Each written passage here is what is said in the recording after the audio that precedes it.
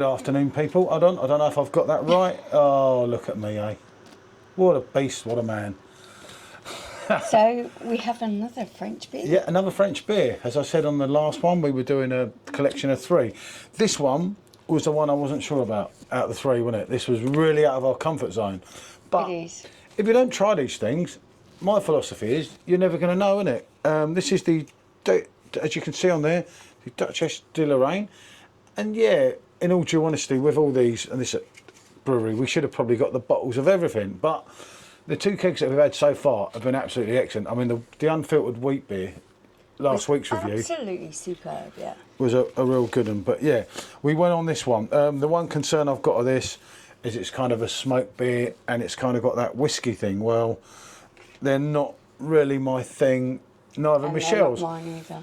But as I say, if you don't try, you're never going to know, are you? As I say, it's 5.5% ABV. Comes from draftproducts.com.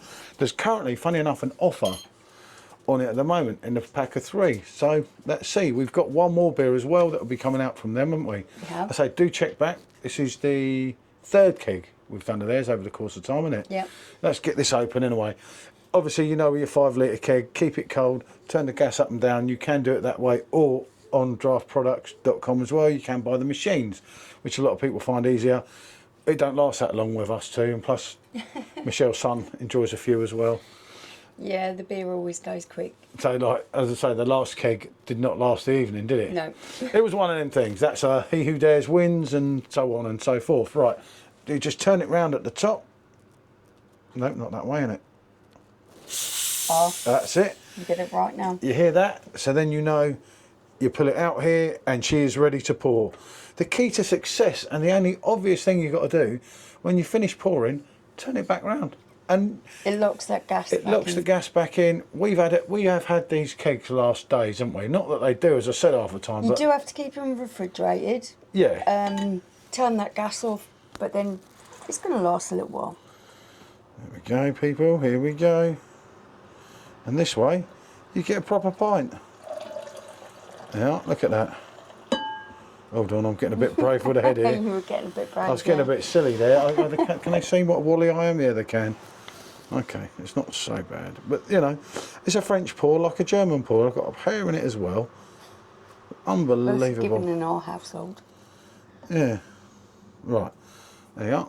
I'll stop there. Look at the head. Look at that. Lovely, thick, off-white head. Yeah, and look at the colour. Look at that. It's looking really brown on the camera, but it's actually a dark Amber, isn't it? amber colour. And what it is, I'm sure this was unfiltered as well, wasn't it? I've got a couple of notes up. It's got a real haziness to it, so So yeah, let's turn this for back. me that's unfiltered. Turn this back round, like that. All you basically do is stick it back round, stick it back in, push that in so you don't unfortunately turn it.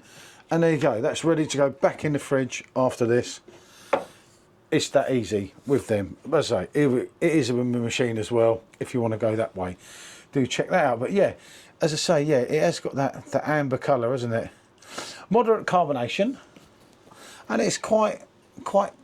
It's nice and compact. Yeah, I could have made the head as big as you wanted with them. You know, you just got to mess around with the pouring of the glass.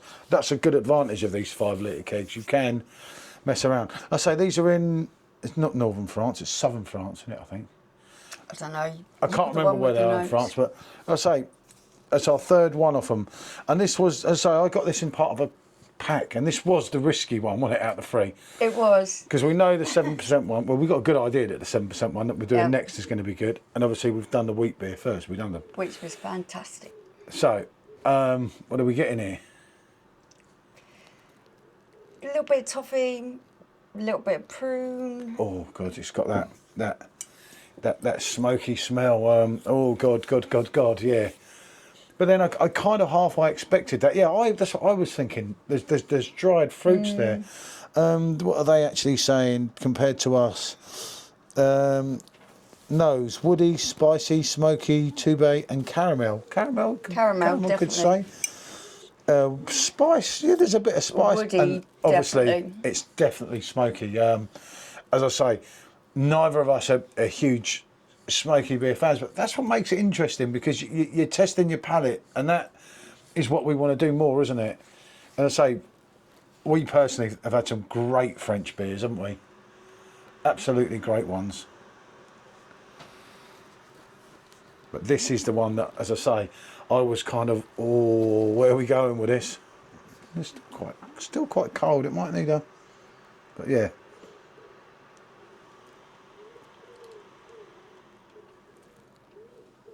Okay, first thing that hits me for an unfiltered beer is this is really light on body. I would expect it to be light to medium body. It's just really light. Being unfiltered, I'd expect a little bit more from the body on that, to be fair. You're getting the caramel, you're getting... You are getting a nice sweetness. You're getting that kind of forefront of something a little bit sweet. Honey, caramel. You run on with the malts to something else. Not so much whiskey. I think there's more of a fruit endeavour there. Whiskey would be a little bit punchy. This doesn't feel like a lot of punchiness to this. The problem I've got here, and I've got to go in again, is as I swallow the aftertaste, and that is what it says, a smoky beer. So it's kind of, it's hard at the aftertaste, isn't it? Oh. It's all, it's all going fine for me. Until you get that aftertaste. And then that aftertaste. For me, it's exactly the same. If you're the type of person who loves that kind of woody bonfire, just imagine it.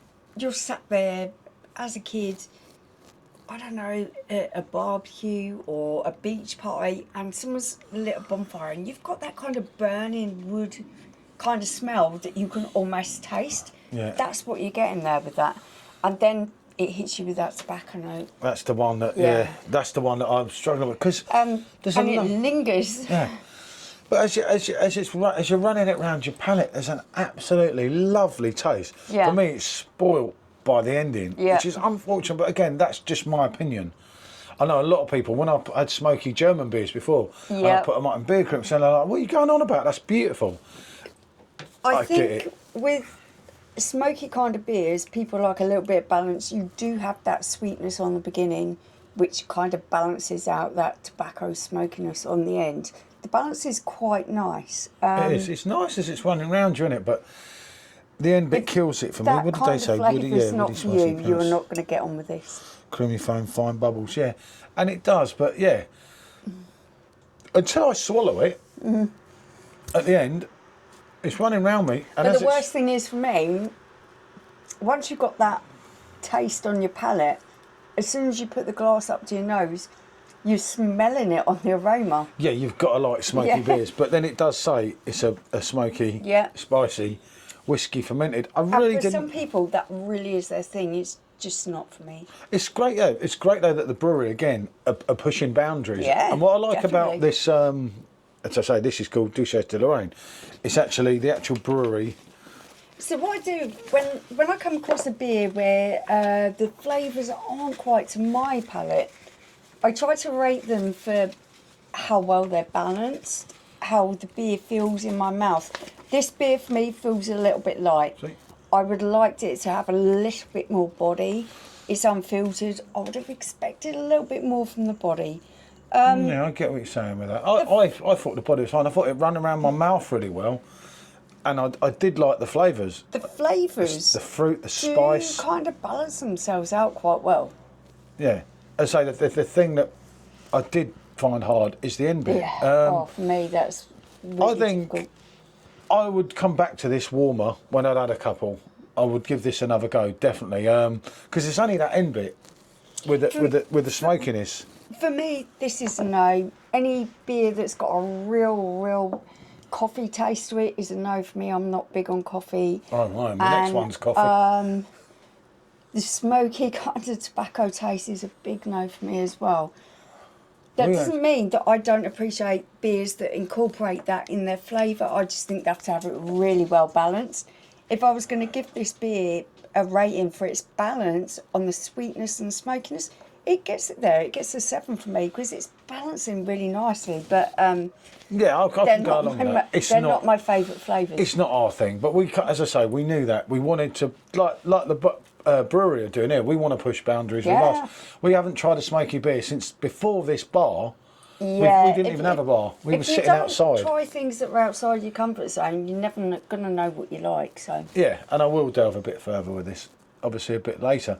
I say I love the taste of it. It's just the ending that, for me, that smoky bit would be a no-no as well. But I'll go along with you. Like I say, they have done it. And I look at this here, and it is doing exactly what they're saying. What he's saying, yeah. I think the Brasseurs de Lorraine are an absolute great brewery. I'm not going to give it a low mark because I don't think it's a bad beer. I think it's a beer that doesn't suit my palate particularly. Yeah, I think it's a good beer that someone else would probably love. Yeah, makes sense.